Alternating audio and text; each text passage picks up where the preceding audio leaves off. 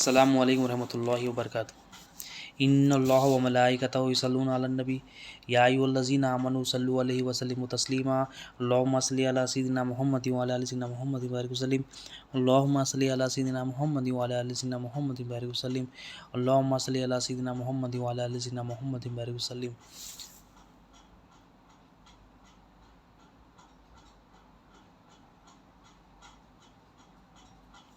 اللہم صل علی سیدنا محمد وعلی آل سیدنا محمد وبارک وسلم۔ اللہ تعالیٰ کا بے انتہا فضل و کرم ہے کہ اس نے ہمیں نبی کریم صلی اللہ علیہ وسلم کی امت میں پیدا فرمایا اور پیدا ہونے کا فخر عنایت فرمایا۔ الحمدللہ یہ فخر رشی انبیاء نکلا۔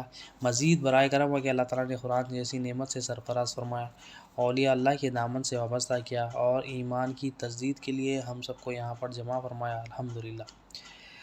حدیث شریف میں آیا، اس حدیث کو حضرت ابو ہریرہ رضی اللہ تعالیٰ عنہ روایت کرتے ہیں کہ نبی کریم صلی اللہ علیہ وسلم نے ایک مرتبہ صحابہ سے سوال کیا، کیا تم جانتے ہو قیامت کے دن میری امت میں سے نماز روزہ ادا کرنے کے باوجود کون مفلس ہوگا؟ مطلب مفلس کون ہے؟ سوال کرے سرکار قیامت کے دن مفلس کون ہوگا؟ نماز روزہ میری امت میں سے کچھ شخص ہوں گے، نماز روزہ جیسے عمل ادا کریں گے پر اس کے باوجود ان کے اندر مفلسی ہوگی، تو کون مفلس ہے؟ کون سے مفلس ہے؟ کون وہ مفلس ہوں گے؟ آپ صلی اللہ علیہ وسلم فرمائے۔ صحابہ نے عرض کیا، یا رسول اللہ صلی اللہ علیہ وسلم مفلس تو ہمیں وہ ہے جس کے پاس مال نہیں، جس کے پاس دولت نہیں، جس کے پاس پیسہ روپیہ نہیں۔ یہ صحابہ کرام نے آپ صلی اللہ علیہ وسلم کے سوال پر جواب دیا۔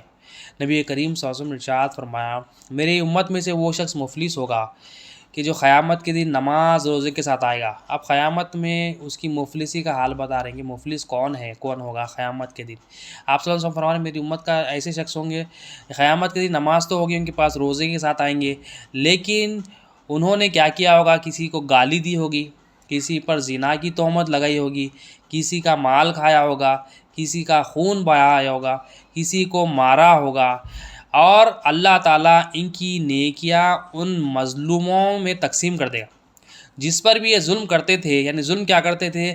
یہ زنا کی تہمت لگاتے تھے، کسی کا مال کھا جاتے تھے، کسی کا خون بہاتے تھے، کسی کو گالی دے دیتے تھے، کسی کو مار دیتے تھے۔ تو یہ ظلم جو جس پر بھی کرتے تھے، قیامت کے دن اللہ تعالیٰ یہ مظلومین میں اس کی نیکیاں تقسیم کر دیں گے، اور جب یہ ظالم شخص جو ہے نا یہ ظلم کرا، اس کی نیکیاں جب ختم ہو جائیں گی تو اللہ تعالیٰ کیا کریں گے؟ جو لوگوں پر یہ ظلم کرتا تھا، جو مظلومین تھے، ان کے گناہوں کے جو اکاؤنٹ ہے وہ گناہ کو جو ہے نا اس کے کھاتے میں ڈال دیں گے۔ پھر اس شخص کو کیا کریں گے؟ اللہ تعالیٰ اس کو جہنم میں ڈال دیں گے۔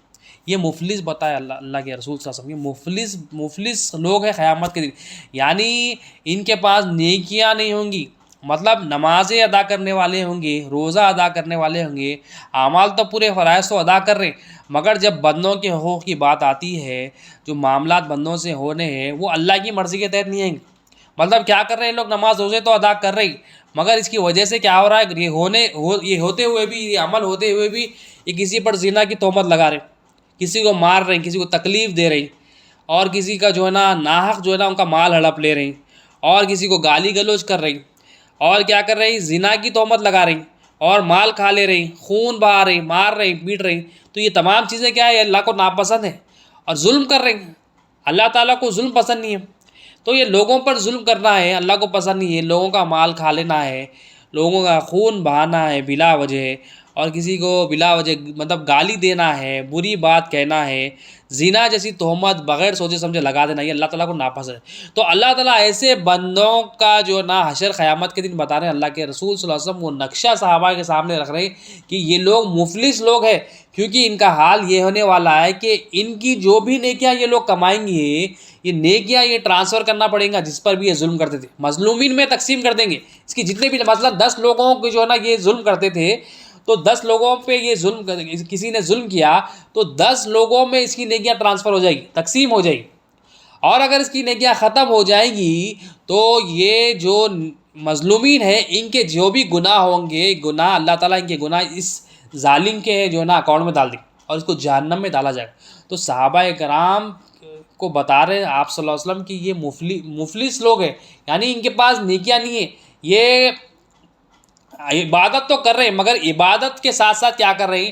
یہ جو اعمال جب لوگوں سے معاملات تھے ان کے جو حقوق ادا کرنا تھا وہ حقوق صحیح ادا نہیں کرے، اللہ کی مرضی کے تحت نہ کرے، تو ہم بھی دیکھیں ہم اگر ہم اگر عبادتوں میں لگے ہوئے ہیں، نماز پڑھ رہے ہیں، روزہ رکھ رہے ہیں، زکوٰۃ صدقات خیرات وغیرہ کر رہے ہیں، مگر جب ہمارے معاملات آ رہے ہیں لوگوں کے ساتھ جو ڈیلنگس ہو رہی ہیں اللہ کی مرضی کے تحت نہیں، ہم کسی پر ظلم کر رہے ہیں، کیونکہ اللہ تعالیٰ کو جو ہے نا ظلم پسند نہیں، کسی پر ظلم کرنا بلا وجہ ظلم پسند نہیں ہے، تو ہم بھی دیکھیں ہم اگر ہماری عبادت ہے، عبادتوں کے ساتھ ہم یہ ظلم کر رہے ہیں، لوگوں کو تکلیف دے رہے ہیں، مار رہے ہیں، گالی دے رہے ہیں، کسی کو ناحق جو ہے نا جھڑک رہے ہیں، ناحق جو ہے نا قتل کر رہے ہیں، خون ریزی میں مبتلا ہے، زنا کی تہمت بغیر سوچے سمجھے ہم کسی پر لگا دے رہے ہیں، تو یہ اللہ تعالیٰ ہمارا حشر قیامت کے دن بتائے، اور ہمیں جو ہے نا ہمیں اس دن پتہ چلے گا۔ اور حضور غوث الثقلین رضی اللہ عنہ فرماتے کہ ایسے جو بندے ہوتے ہیں جو یہ کام کرتے ہیں، جو نیکیوں کو اس دن ترسیں گے، ان کو چاہیے کہ سب سے پہلے توبہ کرے۔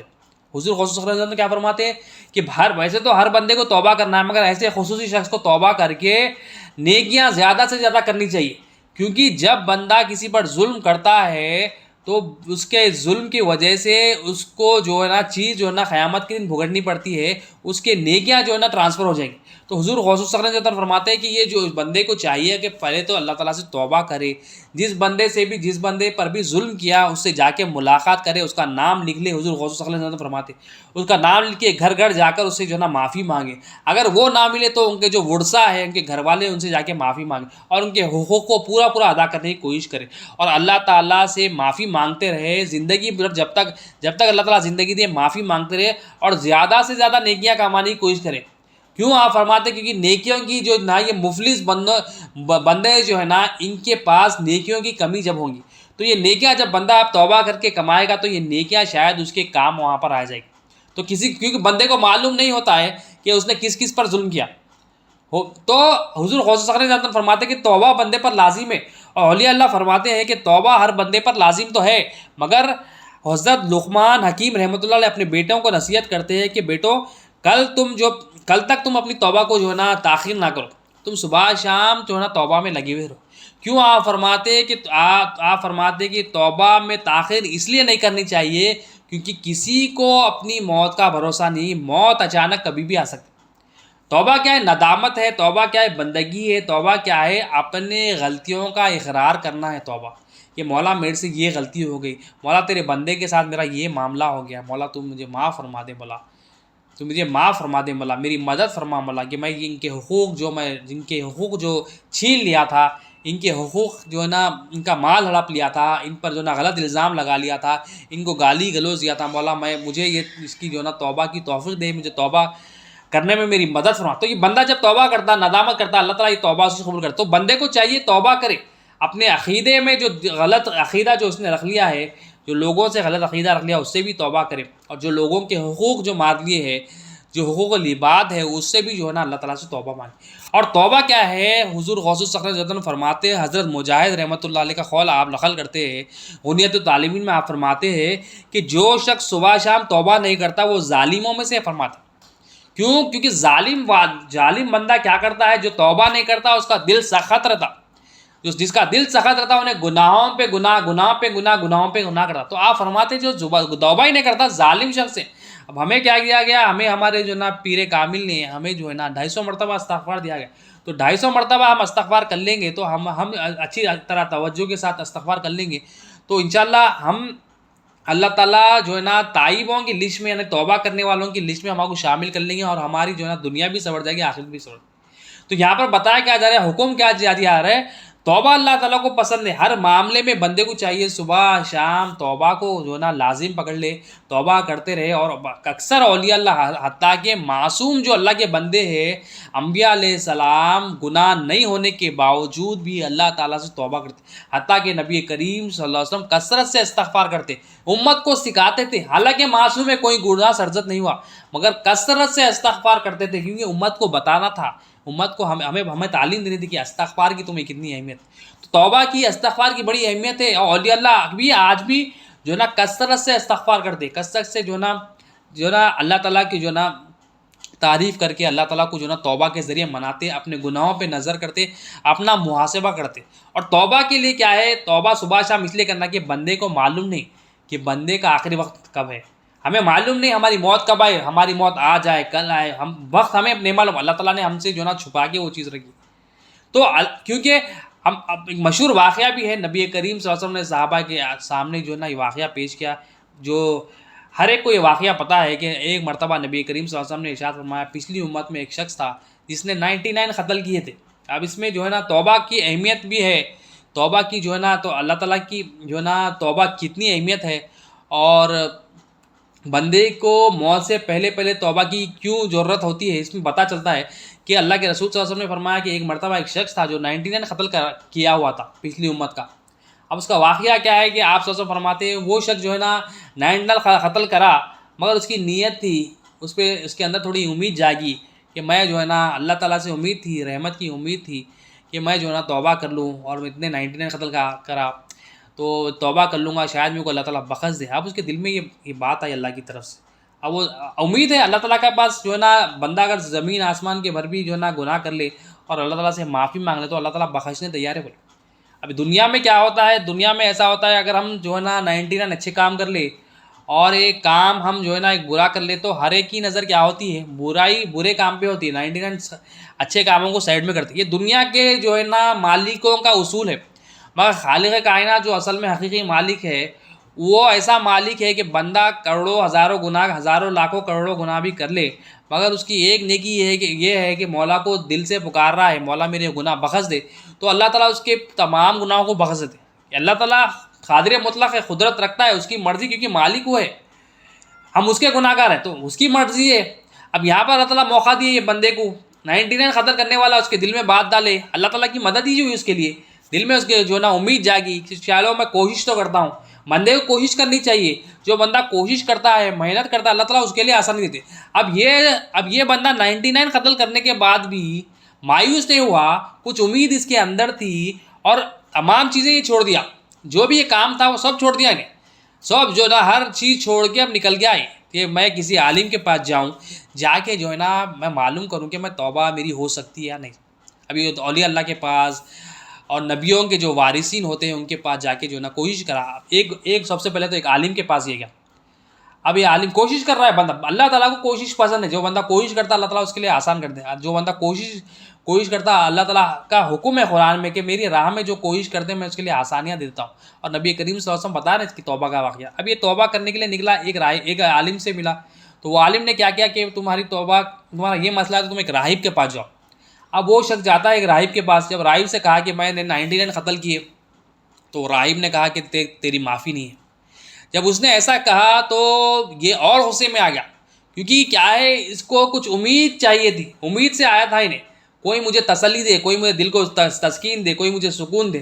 اب یہ جب اس کے راہب کے پاس آیا تو یہ نا امید ہو گیا. اب اس نے کیا کیا، وہ راہب کو بھی قتل کر دیا. اب 99 جا کے جو نا 100 انسانوں کا قتل ہو گیا، 100 کر دیا، وہ سینچری کر دیا قتل کی مطلب. مگر پھر اس کے بعد بھی پھر اس کے دل میں امید تھی، پھر اس کی کوشش تھی کہ میں کیسا بھی کر کے توبہ کروں. میں 100 کر کے پچھتایا، انہیں شرمندہ بھی ہوا، پچھتایا، ندامت بھی تھی اس کے پاس دل میں، ارے میں یہ کیا کر دیا. 99 کے بعد پھر اور ایک کا قتل کر دیا. 100 اب ہو گئے. پھر کیا کرا، پھر لوگوں سے پوچھتے کیا ایک عالم کی، پھر ایک عالم، بڑے عالم کی تلاش میں نکلا. لوگوں سے پوچھتے ایک دوسرے عالم کے پاس گیا.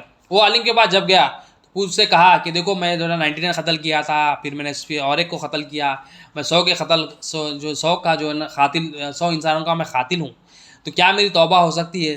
تو وہ اللہ والے کہتے ہیں کہ تیری اور تیرے توبہ کے بیچ میں کون داخل ہو سکتا ہے؟ تیری توبہ ہے، کون داخل ہو سکتا ہے؟ مطلب کیا ہے، یہاں پر آپ نے کیا ہے اس کے دل میں سکون والی بات کی. اللہ والے کیا کرتے ہیں، بندوں کو رب سے جوڑنے والی بات کرتے، نیگیٹو بات نہیں کرتے. اولیاء اللہ کی سنت ہوتی ہے، نبی کریم صلی اللہ علیہ وسلم کی بھی سنت ہوتی ہے کہ بندوں کو جو ہے نا پازیٹیوٹی دے، بندوں کو جو ہے نا پازیٹیو ایٹماسفیئر دے، بندوں کو جو ہے نا رب سے جوڑنے والی بات دے، بندوں کو جو ہے نا خوف والی بات دل میں نہ آئے. جو بندہ امید کی طرف آ رہا تھا اس کی دل میں اور امید ڈالتے. تو آپ نے کیا کیا، دیکھو تمہاری اور تمہاری توبہ کے بیچ میں کون آ سکتا ہے، مطلب توبہ ہو سکتی ہے تمہاری. تم کیا کرنا، فلاں جگہ جانا، وہ ایسی جگہ ہے جہاں پر اللہ کے کچھ بندے جو ہے نا عبادت میں لگے ہوئے ہیں، تم ان لوگوں کے پاس چلے جانا، انشاءاللہ وہاں پر جاؤ گے تو تمہارا کام ہو جائے گا انشاءاللہ.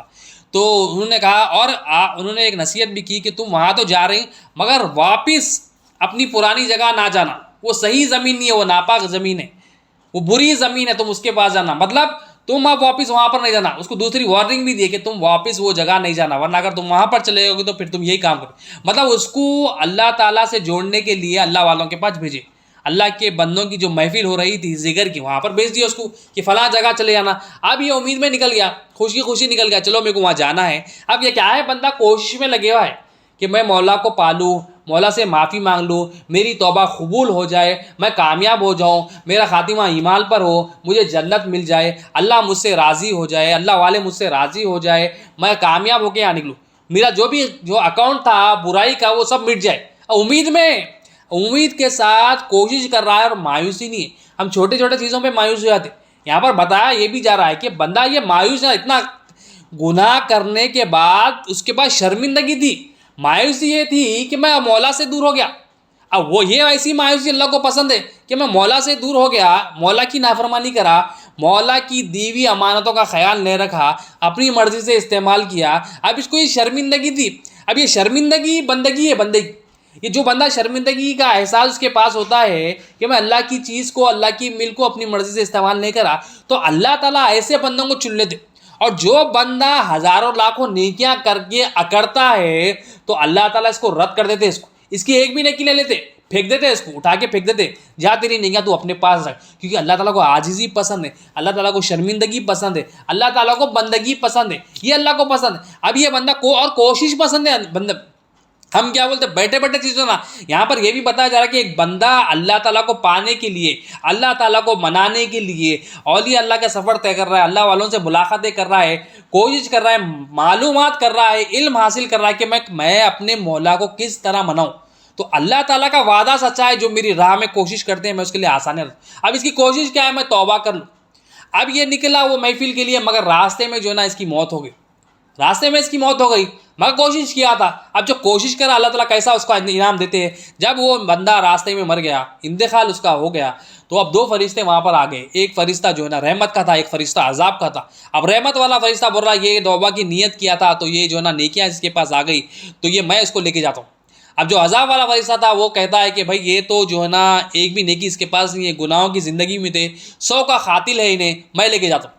اللہ تعالیٰ کیا کرے, ایک اور فرشتے کو اس کے پاس بھیجے, ان دونوں فرشتوں کے پاس. ان دونوں فرشتوں کو سمجھایا اس فرشتے نے کہ دیکھو تم لوگ کیا کرو, زمین کو ناپو. یہ جس جگہ جا رہا تھا وہاں سے جہاں انتقال ہوا, اور جہاں اس کا انتقال ہوا وہاں سے اس کی پرانی جگہ پر زمین جو نا ناپو, میجرمنٹ کرو. جہاں پر بھی یہ قریب ہوگا وہ اس کو اسی طرف لے لو. یعنی اگر وہ قریب اگر اپنی جو نا جس جگہ جا رہا تھا, اللہ کے بندوں کی محفل میں جا رہا تھا, تو وہ اگر زمین پر جا رہا تھا تو اس کو رحمت والا فرشتہ لے جائے, اس کو توابین میں شامل کر لے, اس کو کامیاب بندوں میں شامل کر لے. اور اگر اس کا ڈسٹینس جو ہے نا پرانی اس کی جگہ تھی وہاں سے قریب ہے, تو مطلب یہ جو ہے نا عذاب والا فرشتہ اس کو لے جائے, یہ ناکام بندہ ہے. تو کیا جب زمین ماپی گئی تو زمین ماپنے سے پتہ یہ چلا کہ یہ جو بندہ جہاں پر انتقال ہوا تھا یہ زمین سے قریب تھا جہاں یہ جا رہا تھا. اور ایک روایت میں ہے کہ اللہ تعالیٰ نے زمین کو حکم دیا کہ ایک حصے کی زمین کو حکم دیا کہ دور ہو جاؤ, اور ایک حصے کی زمین جہاں پر یہ جا رہا تھا وہاں اس کو حکم دیا کہ قریب ہو جاؤ. تو اللہ تعالیٰ نے کیا کیا, یہ بندے کو جو ہے نا کامیابی کرا, کیونکہ کوشش کرا تھا, نیت اس کی تھی, محنت اس کی تھی, توبہ میں اس کے لیے اخلاص تھا. تو اللہ تعالیٰ کیا کرے, فرشتوں کے ذریعے پھر اس کو کیا, فرشتوں نے کیا کیا, جو رحمت والا فرشتہ تھا یہ اس کو اٹھا لیا, اور اس کا جو ہے نا جو نام عمل تھا اس پہ لکھ دیا اس کا کہ یہ کامیاب بندہ ہے, یہ جو ہے نا اس کا خاتمہ ایمان پر ہوا, اس کو جو ہے نا جنت میں ڈالا جائے گا. تو یہ بتایا جا رہا ہے کہ جو بندہ کوشش کرتا ہے, اللہ تعالیٰ بہت ایسے بندوں کے لیے اللہ تعالیٰ ایک تو گناہوں کی توبہ کرنے والے بندے کے لیے اللہ تعالیٰ انتظار کرتے, موت سے پہلے غرغر کے نعرے سے پہلے اللہ تعالیٰ بندے کی توبہ کا انتظار کرتے, زندگی پر اس کو جو ہے نا موقع دیتے اللہ تعالیٰ. دنیا میں ہمیں موقع نہیں ملتا, غلطی پر جو ہے نا پکڑ ہوتی ہے, غلطی پر جو ہے نا نکال دیا جاتا ہے, غلطی پر جو ہے نا فائنز ملتے, غلطی پر ٹرمینیشنز ملتے, غلطی پر جو ہے نا بہت باتیں سننے کو ملتی, یہ دنیا کی ہے. مگر اللہ تعالیٰ کے پاس کیا ہے, بندہ غلطیوں میں کڑا کرتے, مگر اللہ تعالیٰ کو پھر بندہ منائے, اپنے غلطیوں کو اقرار کرتے ہوئے بندہ اللہ تعالیٰ کو منا لے, تو اللہ تعالیٰ ایسے بندے سے خوش ہوتے. اللہ تعالیٰ کا قانون الگ ہے, کیونکہ اللہ تعالیٰ مالک ہے, اللہ تعالیٰ غفور الرحیم ہے, اللہ تعالیٰ رحمان ہے. اور ہم اب اللہ تعالیٰ کے جلوے ہم تو یہ جلوے دنیا میں دیکھ رہے ہیں, آخرت میں اللہ تعالیٰ کی اور کئی صفات کے جلوے ہم دیکھیں گے. اللہ تعالیٰ کیسا رحمان ہے, کیسا رحیم ہے, اور زیادہ دیکھیں گے. تو ہمیں کیا ہے، ہمیں توبہ کرنا ہے. جو ہمارے عقیدوں میں جو ہمارے بگاڑ ہو گیا ہے، ہم جو مخلوق پر بھروسہ کر بیٹھے، ہم جو لوگوں پر بھروسہ کر بیٹھے، ہم اپنے آپ پر جو بھروسہ کر بیٹھے، ہمارے اندر سے یہ گندگی کو نکالنا ہے. ہمارے اندر سے جو یہ گندگی نکلے گی کیسا؟ ہمیں اللہ تعالیٰ کی بارگاہ میں توبہ کرنا ہے. ہماری جو عقیدے میں بگاڑ ہو گیا، ہماری جو نا نفس ناپاک ہو گئے، جو ہم اپنے آپ پہ ظلم کر رہے ہیں، ہم لوگوں پہ جو ظلم کر رہے ہیں، یہ تمام چیزوں سے توبہ لازم ہے. اور توبہ صبح شام کرنا ہے. اور کیا بتا رہے ہیں اولیاء اللہ حضور غوث الثقلین اندر فرما رہے ہیں کہ جو بندہ صبح شام توبہ نہیں کرتا وہ ظالموں میں سے ہے. اور توبہ ضروری ہے. اور کیونکہ بندے کو پتہ نہیں بندے کی موت کب آئے گی. کہ ہمیں پتہ نہیں، کئی لوگ تھے حضرت آدم علیہ السلام سے لے کر ابھی تک بھی، حضرت آدم علیہ السلام کی امت سے لے کر ابھی تک کئی لوگ ایسے اپنی خبروں میں بغیر توبہ کے جو نا انتقال کر. ہمیں الحمدللہ اللہ تعالیٰ کا فضل ہے، نبی کریم صلی اللہ علیہ وسلم کی رسالت کا فیضان ہے، اولیاء اللہ کے ولایت کا فیضان ہے کہ ہمیں توبہ کی اہمیت بتائی جا رہی ہے کہ توبہ کتنی ضروری ہے بندے کے لیے.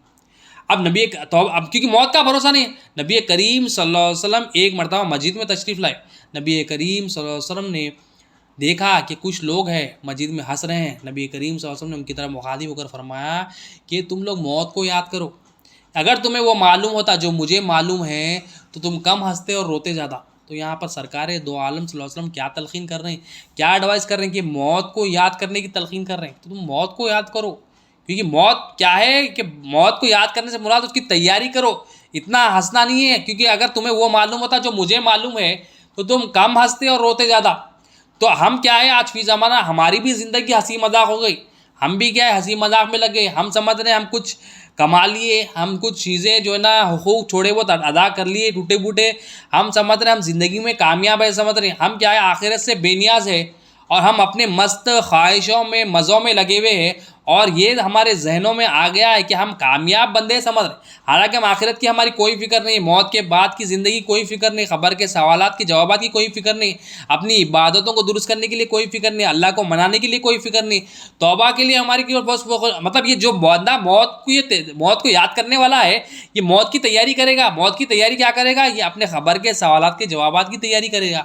اللہ تعالیٰ کے پاس اللہ تعالیٰ قیامت کے دن اس کا قلب سلیم پوچھیں گے، اس کو سدھارنے کے لیے، اس کو سنوارنے کے لیے، اس کو سلامتی والا قلب بنانے کے لیے تیاری کرے گا. یہ موت کے بعد کی تیاری ہے. موت کو یاد کرنا ہے، اللہ کی چیز کو اللہ کے حوالے کرنا ہے. یہ اللہ تعالیٰ پوچھے گا، اللہ تعالیٰ پوچھے گا اپنی امانت، وہ امانتوں کا حساب کتاب دینا ہے. وہ بندہ وہ یاد کرے گا، وہ تیاری میں لگے گا. یہاں پر نبی کریم صلی اللہ علیہ وسلم کیا ایڈوائز کریں کہ موت کو یاد کرو. تو موت کو ہنسنے والوں کو بول رہے ہیں کہ تم موت کو یاد کرو. ہم کیا ہے اب ہمارے لیے کیا ہے کہ ہم ہنسی مذاق میں زندگی گزار رہے ہیں. ہم کیا ہے ٹھیٹھی ٹھاٹا میں ہمارے پاس ہنسی مذاق کیا ہے، ہمارے پاس ہنسی مذاق کیا، ہم خواہشوں میں لگ گئے، آخرت سے بے نیاز ہو گئے، اپنی مرضی سے زندگی گزار رہے ہیں. چند اعمال کو نماز روزہ زکوٰۃ حج کو لے کے بول رہے ہیں کہ ہم حقوق ادا ہو گئے. یہاں پر ایک حدیث میں ہم جو دیکھیں کہ نمازی ہے، روزدار ہے، مگر اللہ تعالیٰ کیا کر رہے ہیں ان کے نیکیوں کو ٹرانسفر کر دیے. کیونکہ یہ ظالم لوگ تھے، لوگوں پہ ظلم کرتے تھے، لوگوں کا مال کھاتے تھے، بے گالی لوگوں کو دیا کرتے تھے. ہم بھی وہی کر رہے تو ہمارا بھی وہی حالت تھا. نبی کریم صلی اللہ علیہ وسلم کی بارگاہ میں ایک صحابی رسول نے تمام صحابہ نے ایک شخص کے بارے میں تعریف کی کہ نبی سرکار یہ شخص بڑا تعریف کے لائق ہے، یہ شخص ایسا ہے ایسا ہے. نبی کریم صلی اللہ علیہ وسلم نے صحابہ سے سوال کیا کہ کیا تم نے اس شخص کو دیکھا ہے کہ یہ موت کو یاد کرتا ہے؟ تو صحابہ نے عرض کیا یا رسول اللہ صلی اللہ علیہ وسلم ہم نے اسے نہیں دیکھا کہ یہ موت کو یاد کرتا ہے. پھر نبی کریم صلی اللہ علیہ وسلم نے ارشاد فرمایا پھر وہ اس مقام کا نہیں ہے، اس فضیلت کا نہیں ہے، اس منزلت کا نہیں ہے جس طرح تم سمجھ رہے ہو. مطلب کیا بتا رہے ہیں آپ صلی اللہ علیہ وسلم، تم تو دیکھے تم اس کو دیکھے مگر اس کو تم موت کو یاد کرتے ہوئے نہیں دیکھے. مطلب جو فضیلت والا بندہ ہوتا ہے، جو کامیاب بندہ ہوتا ہے، وہ موت کو یاد کر رہا ہوتا ہے، اس کی تیاری میں لگا ہوا ہوتا ہے، اس کے موت کے بعد کی زندگی میں تیاری میں لگا ہوا تھا. تم اگر اس کو دیکھے یہ نہیں دیکھے مطلب وہ جیسا تم سمجھ رہے ہیں ویسا وہ نہیں. تو سرکار کیا فرمانا ڈیفینیشن، جو کامیاب بندہ ہوتا ہے، جو مقام والا بندہ ہوتا ہے، جو تعریف کے لائق بندہ ہوتا ہے، وہ موت کو یاد کرنے والا ہوتا ہے. موت کو یاد کرنے سے مراد اس کی تیاری میں لگا ہوا ہوتا ہے، اس کے خبر کے سوالات کی تیاری میں لگا ہوا ہوتا ہے. آخرت میں جو اس کو چیزیں پوچھی جائیں گی امانتوں کے بارے میں، اس کی تیاری میں لگا ہوا ہوتا ہے. اور ایک مرتبہ ایک صحابی رسول، ایک انصار صحابی نے سرکار سے سوال کیا یا رسول اللہ صلی اللہ علیہ وسلم مجھے یہ بتا دیجئے کہ دانا اور بزرگوار شخص کون ہے، یعنی عقلمند شخص، بزرگ والا شخص کون ہے یا رسول اللہ صلی اللہ علیہ وسلم؟ نبی کریم صلی اللہ علیہ وسلم نے ارشاد فرمایا جو بندہ سب سے زیادہ موت کو یاد کرتا ہے اور سب سے زیادہ موت کے لیے تیاری کرتا ہے وہ سب سے زیادہ دانا اور بزرگ. مطلب ڈیفینیشن جو عقل مند بندے کا کیا دیا آپ صلی اللہ علیہ وسلم؟ موت کو کثرت سے یاد کر رہا اور موت کے بعد یعنی موت کے لیے کثرت سے اس کی تیاری کر رہا. جو سب سے زیادہ کرا انہیں سب سے زیادہ عقل مند ہے. اب ہم دیکھیں ہمارے پاس عقل مند کا ڈیفینیشن کچھ اور ہے. ہمارے پاس عقل مند کا ڈیفینیشن کیا ہے؟ زیادہ کما لینا، زیادہ پیسہ جمع کر لینا، زیادہ پراپرٹی جمع کر لینا، اور زیادہ جو ہے نا عزت لوگ عزت دینا. ہم اپنے ذہنوں سے عقل مند لوگوں کا ڈیفینیشن ہم اپنے ذہنوں سے بتائیں. یہاں پر دین میں عقل مند لوگ کون ہیں؟ جو موت کے لیے سب سے زیادہ تیاری کرے، جو موت کو سب سے زیادہ یاد کرے. اور موت کو یاد کرنے سے کیا ہوتا ہے؟ موت کو یاد کرنے سے بندہ جو ہے نا اس کی فکر آخرت ہو جاتی ہے. ایک مرتبہ حضرت عائشہ صدیقہ رضی اللہ تعالیٰ عنہ کی بارگاہ میں ایک عورت آتی ہے اور عرض کرتی ہے ام المومنین مجھے نصیحت فرمائے، میرا دل سخت ہو گیا، بہت سخت ہو گیا، آپ رہنمائی فرمائے میں کیا کروں؟ حضرت ام المومنین نے فرمایا کہ تم موت کو یاد کرو، تم موت کو یاد کرو تو تمہارا دل نرم پڑ جائے گا. تو دل سخت ہو گیا تو اس کو جو ہے نرم کرنے کے لیے موت کو یاد کرنا ہے. تو آپ فرماتی ہے وہ عورت جو ہے نا گئی، خوب جو ہے نا موت کو یاد کری، اس کا دل نرم کری، پھر آپ جو ہے نا ام المومنین کی بارگاہ میں آ کے آپ کا شکریہ ادا کری. کیونکہ جس کا دل سخت ہو جاتا ہے اس کا دل جو ہے نا دین میں نہیں لگتا، وہ دین میں سستی کرتا. اس کی اگر وہ عبادت کرنے والا بھی ہو تو وہ عبادتوں میں سستی ہوتی، اس کی نمازوں میں سستی ہوتی، نمازوں کو وقت میں ادا نہیں کرتا. اس فجر بولتا وہ فجر میں اٹھ جانا، اس کو اٹھنا نہیں ہوتا، خزاؤں میں اس کی زندگی ہو جاتی. اگر وہ فرض ادا بھی کر رہا ہے تو جو نا آخری وقت میں اول وقت میں ادا نہیں کرتا، جیسا اللہ کی مرضی کے تحت جو نا اول وقت میں ادا کرنا ہے ویسا نہیں کرتا. اور کیا دین کے کاموں میں اس کی سستی ہوتی ہے. ماں باپ کا جو نافرمان ہوتا ہے، حقوق ادا کرنے کے لیے جو ہے نا انہیں 4 بار سوچتا، حقوق لینے کے لیے سوچتا انہیں، مگر حقوق جب دینے کی بات آتی ہے تو 4 مرتبہ جو ہے نا سوچتا انہیں کہ میں دوں یا نہ دوں. مطلب اس کا جب دل سخت ہو جاتا تو اس کا ظاہر ایک ہو جاتا، باطن ایک ہو جاتا، دل ناپاک ہو جاتا. دل سخت مطلب دل ناپاک ہو جاتا. تو اس کے لیے سولوشن کیا دیا گیا کہ موت کو یاد کرنا. تو موت کا کسی کو بھروسہ نہیں ہے، تو یہاں پر بتایا یہ جا رہا ہے کہ انسان کو جو ہے نا موت کا بھروسہ نہیں ہے. ایک قرآن کی آیت ہم رکھ کے بات ختم کرنے کی کوشش کرتے ہیں. اعوذ باللہ من الشیطان الرجیم، بسم اللہ الرحمن الرحیم. سورہ نساء آیت نمبر 78-79. اعوذ باللہ من الشیطان الرجیم، بسم اللہ الرحمن الرحیم. تم جہاں کہیں بھی ہو موت ضرور تم کو آ پکڑے گی، اگرچہ تم مضبوط قلعوں میں چھپ کر رہو. اب یہاں پر اللہ تعالیٰ ہمیں نصیحت کیا فرما رہے ہیں کہ کوئی بھی بندہ، ہم سب کو مخاطب فرما رہے ہیں کہ کوئی بھی بندہ کہیں بھی ہو، اگر تم مضبوط سے مضبوط قلعوں میں تو موت تو آ کے پکڑے گی. مطلب ہم نے دیکھا کہ ہر بندہ جو دنیا میں آیا اس کو موت نے جو نا موت کی شکنجے میں آ گیا ہو. مطلب موت آئی، اس کی روح قبض ہوئی اور وہ دنیا سے چلا گیا، اور وہ یہاں سے خوش نہیں لے کے گیا. اب وہ جو لے کے جانا ہے وہ چیز ہے، اگر وہ ایمان والا تو یہ خاتمہ اس کا ایمان پر ہوگا. اگر دنیا کی محبت میں گیا تو دل اس کا سخت ہو گیا، تو سخت دل لے کر گیا. تو ہمیں دیکھیں ہمیں پتہ نہیں ہماری موت کب ہے، ہمیں ڈیٹ نہیں معلوم ہماری موت کب ہے. تو ہمیں یہاں بتا رہے ہیں اللہ تعالیٰ کہ تم جہاں کہیں بھی ہو تم مضبوط سے مضبوط بلڈنگوں میں، مضبوط سے مضبوط قلعوں میں بھی رہو، موت تو تم کو آ کے پکڑے گی. تو ہمیں جو ہے نا اسے نصیحت حاصل کرنا ہے، اس کی تیاری کرنا ہے موت کے لیے، یعنی ایمان حاصل کرنا ہے اور عمل صالح کرنا ہے. اور اے پیغمبر ان کو کوئی بھلائی کی بات پیش آئے تو کہتے ہیں کہ یہ اللہ کی طرف سے ہے، اور اگر کوئی تکلیف پہنچے تو کہتے ہیں یہ تمہاری طرف سے ہے. اب ہماری علامت بتا رہے اللہ تعالیٰ. ہمیں کب کچھ چیز اچھی مل جائے، بھلائی مل جائے تو ہم بولتے ہیں، زبان سے بولتے ہیں اللہ کی طرف سے، بھائی راضی رہتے ہو بھائی اللہ کی طرف سے، اللہ کی طرف. جب کچھ چیز ہمارے نفس کو ناپسند ہو جائے، نفس جو ہے نا تکلیف محسوس کرے، ہم ناپسند محسوس کریں، یعنی کچھ چیز چلے جائے، یعنی پیسے آنے والے تھے چلے جائے، بزنس کچھ ہونا تھا نہیں ہو، نوکری میں کچھ ڈیلنگ ہونا تھا نہ ہو، تو یہ چیز جب ہماری مرضی کے خلاف ہو جائے تو ہم کیا بولتے ہیں؟ اللہ تعالیٰ ہماری نقل کر رہے ہیں، بتا رہے ہیں کہ یہ بندے ایسے ہیں کہ بھلائی کی بات پیش آئے تو کہتے ہیں اللہ کی طرف سے، اور اگر تکلیف پہنچے تو کہتے ہیں میری طرف سے. مطلب ہم کیا بولتے ہیں؟ یہ میرے ساتھ کہیں کو ہوا، اللہ نے میرے ساتھ ہی ایسا کیوں کیا. تو مطلب ہم راضی نہیں رہتے. ہم کیا ہے؟ اللہ کے ہر فیصلوں پر ہمارا دل راضی نہیں ہوتا. یہ بے ایمانی کی علامت، یہ سخت دل کی علامت ہے کہ اللہ تعالیٰ کی مرضی پر ہمارا دل راضی نہیں ہے، بے ایمانی کی علامت ہے، یہ سخت دل کی علامت ہے. تو ہمیں کیا کرنا ہے؟ ہمیں کیا اس کے لیے نکلنے کے لیے ہمیں توبہ کرنا ہے، موت کو یاد کرنا ہے. اس کے لیے آسان سولوشن کیا ہے؟ یہ توبہ کی محفلوں میں جوائن ہو جائے، توبہ والوں کی صحبت اختیار کرے، اور جہاں پر موت اور اس کی تیاری کا کام ہو رہا ہے اس میں وہاں پر ہم شامل ہو. تم ان سے کہہ دو کہ سب کچھ اللہ کی طرف سے ہے. تو ان لوگوں کو کیا ہو گیا ہے کہ بات بھی نہیں سمجھ سکتے. اللہ تعالیٰ فرمانے حبیب ان سب کو کہہ دو سب کچھ اللہ کی طرف سے، ہر بلائی ہر نقصان سب اللہ کی طرف سے. پھر آگے اللہ تعالیٰ اور کلیئرٹی دے رہے ہیں، اے انسان جو کچھ تجھے بلائی پیش آئے وہ اللہ کی طرف سے، اور جو تکلیف تجھ کو پہنچے وہ خود تیرے نفس کی وجہ سے. ہمیں جو پریشانیاں آ رہی، ہمیں جو تکلیفیں ہو رہی ہیں، ہم پر جو پرابلمس آ رہے ہیں، ہم پر جو مصیبتیں آ رہی ہیں، اللہ تعالیٰ فرما رہے ہیں بھلائی تو جو ہے نا وہ اللہ کی طرف سے، مگر جو تجھ پر ظلم ہو رہا ہے، تجھ پر جو تکلیفوں کا پہاڑ آئے وہ خود تیرے نفس کی وجہ سے. جو نفس پہ ہم ظلم کر رہے ہیں، ہم جو ہے نا اللہ کو چھوڑ کر دوسروں کو معبود بنا لیے، اللہ کو چھوڑ کر دوسروں کو رازق بنا لیے، اللہ کو چھوڑ کر ہم دوسروں کو کفیل اور کارساز سمجھ رہے ہیں، اللہ کو چھوڑ کر ہم کسی اور کی بندگی میں لگے ہوئے ہیں، اللہ کو چھوڑ کے ہم کسی اور کے محتاج بنے ہوئے ہیں. کیا ہے؟ ہم اپنے نفس پہ ظلم کر رہے ہیں. یہ ہونے کی وجہ سے ہم پر ظلم ہو رہا.